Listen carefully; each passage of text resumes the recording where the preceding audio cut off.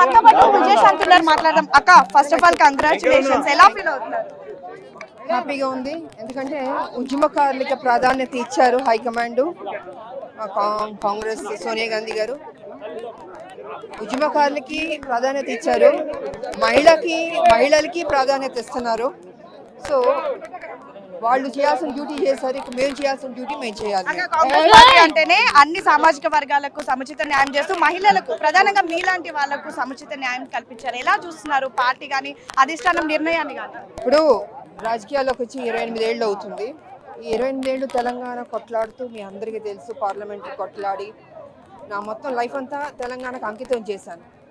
So ఒక certain స్టేజ్లో ఏంటంటే సోనియా గాంధీ గారు మా తెలంగాణ ఇచ్చారు ఆవిడ, కానీ బ్యాడ్ లక్ కేసీఆర్ వచ్చేసాడు. సరే ఏదో పొరపాటు జరిగింది, మొత్తానికి రాలేదు. ఆయన ఏం చేశాడు, ఎలా దోచుకున్నాడు అన్నది తెలిసిపోయింది ప్రజలకి. మేము ఫస్ట్ నుంచి చెప్తూనే ఉన్నాం, దోపిడీగా ఎక్కువైపోయింది కేసీఆర్, దీన్ని ఎలా ఆపాలి అని. నేను మ్యాక్సిమం ఎన్ని రకాల పోరాటాలు పోరాడుతూ వచ్చాను, చెప్తూనే ఉన్నాను, హెచ్చరిస్తూనే ఉన్నాను. 5 లక్షలు మీరు పొరపాటు పడుతున్నారు, 5 లక్షలు కాదు 7 లక్షల కోటి కప్పు వెళ్ళిపోయింది, మీరు అతన్ని దింపకపోతే చాలా ప్రాబ్లం వెళ్ళిపోద్ది, ఇప్పటికే ప్రాబ్లంలో ఉందని 5 సంవత్సరాల క్రితం నుంచి నేను హెచ్చరిస్తూనే ఉన్నాను. నేను ఒక ఉద్యమకారినిగా నా డ్యూటీ ఏంటి, నా తెలంగాణని కాపాడాలి, రక్షించాలి. ఎందుకంటే 4 కోట్ల మంది వాళ్ళ జీవితాల గురించి మనం దృష్టిలో పెట్టుకుని చేయాలి. ఉద్యమాలు చేసి ఒక రాష్ట్రం కావాలంటే మేము అందరం కొట్టాడో రాష్ట్రం ఇచ్చాం, వాళ్ళ సంతోషం చూడాలి మనం. అలాంటిది కేసీఆర్ ఏం చేశాడు, ఉద్యమాల పేరుతోటి మోసం చేసి దోచుకున్నాడు. ఇప్పుడు మా పార్టీ చాలా స్కీమ్స్ అనౌన్స్ చేసింది, కానీ లోపల చూస్తే ఖజానా మొత్తం ఖాళీగా ఉంది. కానీ రేవంత్ రెడ్డి గారు చాకచక్యంగా ఏ రకంగా ఆ ఒక ప్రామిస్ ని ఫుల్ఫిల్ చేయాలో ఆయన లెవెల్ బెస్ట్ ఆయన ట్రై చేస్తారు. ఈ మధ్యలో కేసీఆర్ అపోజిషన్స్ వాళ్ళందరూ ఎన్ని మాటలు అనాలో అంటున్నారు. సరే వాళ్ళు అనేది అంటుంటారు, ఈ చెవిలో ఎన్ని చెవిలో వదిలాలి, కానీ తెలంగాణని కాపాడాలి కదా. అది కాంగ్రెస్ పార్టీ అందరికీ బాధ్యత అప్పచెప్పింది. సో డిప్యూటీ సీఎం గారు కావచ్చు, ముఖ్యమంత్రి గారు కావచ్చు, లేకపోతే మా లీడర్లు కావచ్చు, కార్యకర్తలు కావచ్చు, అందరూ హార్డ్ వర్క్ చేస్తున్నాం. సో కొంచెం వెయిట్ చేసి చూడాలి, ఒక్కొక్కటిగా మెల్లిమెల్లిగా ఫుల్ఫిల్ చేస్తున్నారు. తెలంగాణ అంటేనే రాములంక, మీకు మొత్తం కేసీఆర్ ఏంటి ఎంటైర్ మీకు తెలుసు, మీరు దగ్గరుండి చూసారు. రేపు నుంచి మీరు మండలిలో ఏ విధంగా ఫైట్ చేయబోతున్నారు, రాములమ్మ వాయిస్ ఎలా వినిపించబోతుంది ప్రతిపక్షాల మీద? మీరు చూస్తున్నారు, 28 ఏళ్ళు నా వాయిస్ ఇస్తూనే ఉన్నాను, కొట్లాడుతూనే ఉన్నాను. అంటే అన్యాయాన్ని ఉండకూడదు, తెలంగాణకి న్యాయం జరగాలన్నది నా కాన్సెప్ట్ ఇది. సో దాని మీద నేను కొట్లాడుతూ ఇన్ని సంవత్సరాలు కొట్లాడాను. ఏనాడు నా గురించి నేను ఆలోచిస్తాను, నా 4 కోట్ల మంది ప్రజలు బాగుండాలన్న దీని మీద ఆలోచిస్తూ ముందుకు వెళ్ళాను నేను. సో ఇవాళ నాకు ఈ బాధ్యత ఇచ్చారు, ఎమ్మెల్సీగా ప్రమాణ స్వీకారం చేసాం మేము. సో చూద్దాం, రాబోయే రోజుల్లో ఇంకా మస్తు టైం ఉంది కాబట్టి క్యాబినెట్ లో ఏమైనా ఉంటుందని ఎక్స్పెక్ట్ చేస్తున్నారా? అవన్నీ నాకు తెలీదు. నాకు హైకమాండ్ నాకు ఒక ఉద్యోగం ఇచ్చింది, ఆ ఉద్యోగం నేను చక్కగా చేసుకుంటాను. నాకు ఉద్యోగం చేసి ప్రజల్లోకి వెళ్ళడం, పని చేసుకోవడం నాకు ఇష్టం. హైకమాండ్ ఏం చెప్పబోతున్నారు చివరిగా? మా సోనియా గాంధీ గారికి, రాహుల్ గాంధీ గారికి, మా ఇన్ఛార్జ్ గారికి, అండ్ కేసీ వేణుగోపాల్ గారికి, మల్లికార్జున ఖార్గే గారికి, అందరికీ, మా ఇన్ఛార్జ్ నటరాజన్ గారికి, సో అందరికీ, మా కార్యకర్తలకి, క్యాడర్కి, మంత్రులకి, ముఖ్యమంత్రి గారికి, అందరికీ ధన్యవాదాలు తెలియజేసుకుంటాను. అయితే ఈసారి కరెక్ట్గా న్యాయంగా ఇచ్చారని నేను అనుకుంటున్నాను. ఎందుకంటే ఉద్యమకారులకి ప్రాధాన్యత ఇచ్చారు, ముఖ్యంగా మహిళకి ప్రాధాన్యత ఇచ్చారు. సరే కొన్ని ఛానల్స్లో కొన్ని కారుకూతలు కూస్తున్నారు, అది ఏమిటి ఇదేంటి అనేసి. మా రాష్ట్రంలో మాకు ఈ ప్రాధాన్యత ఇస్తే అది ఏదో పెద్ద తప్పులాగా చిత్రీకరిస్తున్నారు. అది తప్పు అనేది నేను తెలియజేసుకున్నాను. నేను పక్క రాష్ట్రం కాదు కదా, మా తెలంగాణ రాష్ట్రం మేము కొట్లాడి తెచ్చుకున్న రాష్ట్రం, ప్రజల కోసం పనిచేసిన రాష్ట్రం. ఇలాంటి రాష్ట్రంలో మా హైకమాండ్ ఉద్యమకారులకి ప్రాధాన్యత ఇచ్చింది అంటే దాంట్లో డెఫినెట్గా ఒక న్యాయం ఉందనే అర్థం. సో దీని మీద మాకు ఏదైతే మమ్మల్ని నమ్మి మాకు ఈ బాధ్యత ఇచ్చారో 100% మేము ఫుల్ఫిల్ చేస్తాం. మేము నిజంగా చిత్తశుద్ధితో పనిచేస్తాం. Ramulamma is back. I'm always back. So మొత్తానికి తనకి ఈ అవకాశాన్ని ఇచ్చినందుకు అటు హైకమాండ్ సోనియా గాంధీ, రాహుల్ గాంధీతో పాటు ఖర్గేకి కూడా ధన్యవాదాలు చెప్తున్నారు. అండ్ తెలంగాణ కోసం కొట్లాడినటువంటి తనకు ఈ విధంగా అవకాశం ఇవ్వడం చాలా గ్రేట్ఫుల్ గా భావిస్తున్నాను అంటూ అయితే రాములమ్మ చెప్తున్నారు. తెలంగాణ కోసం నేను తెలంగాణ ఉద్యమంలో పోరాటం చేశాను, తెలంగాణ కోసం ఫైట్ చేశాను. దాదాపు 28 సంవత్సరాల నుంచి కూడా నా వాయిస్ వినిపిస్తున్నాను. అలాంటి నాకు ఈరోజు ఈ అవకాశం కాంగ్రెస్ పార్టీలో రావడం, అన్ని సామాజిక వర్గాలకు న్యాయం చేస్తూ ఒక మహిళగా నాకు పెద్దపీట వేయడం, ఇదంతా కూడా నాకు చాలా ఆనందంగా ఉంది. రానున్నటువంటి రోజుల్లో పెద్ద ఎత్తున నా వాయిస్ని కూడా వినిపిస్తాను అని అయితే విజయశాంతి చెప్తున్నటువంటి పరిస్థితి. వీడియో జర్నలిస్ట్ వేణుతో హేమ, బిగ్ టీవీ. అందరికీ నమస్కారం. ఈరోజు మా ఉద్యమకారులందరికీ చాలా సంతోషంగా ఉంది. ఎందుకంటే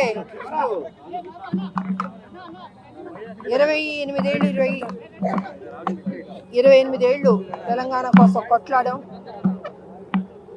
ఇన్ని సంవత్సరాల తర్వాత మా తెలంగాణలో మా కాంగ్రెస్ ప్రభుత్వం వచ్చింది. సోనియా గాంధీ గారు మంచి మనసుతో మాకు తెలంగాణ ఇవ్వడం జరిగింది.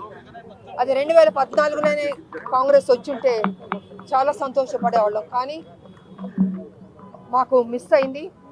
కానీ ఇప్పుడు మా తెలంగాణలో కాంగ్రెస్ ప్రభుత్వం రావడం చాలా సంతోషంగా ఉంది.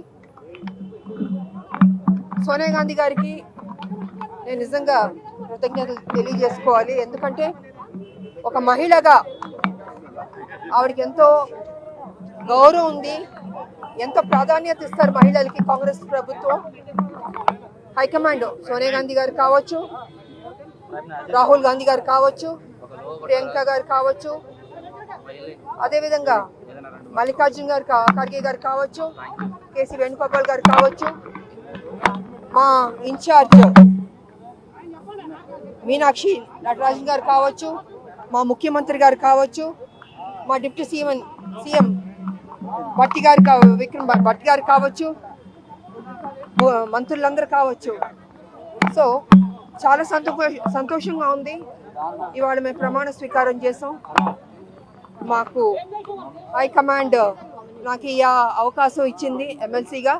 తప్పకుండా నా తెలంగాణలో ఇంకా పనిచేస్తాను, చిత్తశుద్ధితో పనిచేస్తానని కూడా ఈ సందర్భంగా తెలియజేసుకుంటున్నాను. ఎందుకంటే కొంతమంది అపోజిషన్లో ఉన్నవాళ్ళు ఎన్ని రకాల ఇబ్బంది పెట్టాలో మా ప్రభుత్వాన్ని పెడుతున్నారు. అయినా మా ముఖ్యమంత్రి గారు దాన్ని తిప్పి కొడుతున్నారు, మంత్రులు తిప్పి కొడుతున్నారు, మా కార్యకర్తలు తిప్పి కొడుతున్నారు. వీళ్ళ ఆటలు చెల్లవు. ఎందుకంటే 7 లక్షల కోట్లకు అప్పుకెళ్ళిపోయింది ఈ రాష్ట్రం. ఎవరి వల్ల అంటే కేసీఆర్ గారి పుణ్యం అంటూ. మరి ఇంత 7 లక్షల కోట్లకు అప్పుకెళ్ళిన రాష్ట్రాన్ని సెటిల్ చేయాలంటే డెఫినెట్గా టైం పడుతుంది. ఓవర్ నైట్లో అది అద్భుతాలు జరగాలంటే కుదరదు. ఖజానా మొత్తం ఖాళీ చేశాడు. మేము మా ప్రభుత్వం తప్పకుండా మొత్తం తెలంగాణ ప్రజలకి వాగ్దానం చేసాం, మంచి స్కీమ్స్ తీసుకొచ్చాం, చేద్దాం అనుకుని.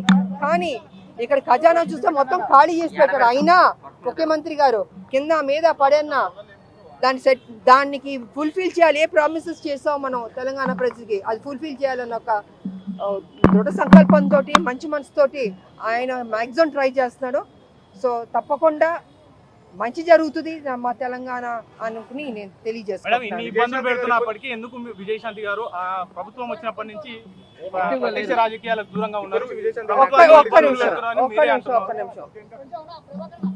నేను 14లో పనిచేస్తాను, 18లో పనిచేస్తాను, కాంగ్రెస్ కి 19లో పనిచేస్తాను, 20 పనిచేస్తాను, 23 పనిచేస్తాను.